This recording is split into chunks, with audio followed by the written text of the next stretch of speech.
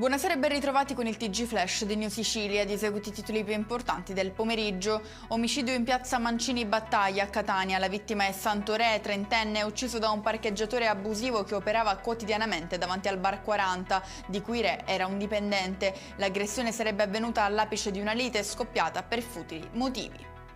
Ore movimentate anche al porto di Catania, dove una nave da crociera ha rotto gli ormeggi a causa del forte vento. 2 passeggeri che stavano per salire a bordo sono caduti in mare. Necessario l'intervento del personale del 118 per prestare le cure di primo soccorso.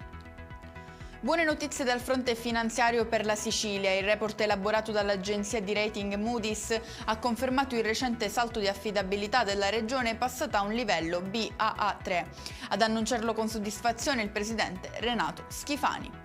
Torniamo a Catania, aggiudicata la gara per l'interramento della ferrovia e il prolungamento della pista dell'aeroporto. A occuparsi dei lavori sarà un raggruppamento temporaneo di imprese a cui è affidato il progetto dal valore di 13 milioni di euro. In chiusura le previsioni meteo per domani. In Sicilia splenderà il sole per tutta la giornata con temperature massime vicino ai 30 gradi, diramata un'allerta incendi arancione su tutta l'isola. E con questo è tutto, prossimo appuntamento domani alle 13:30. Grazie per averci seguito, buon proseguimento di serata.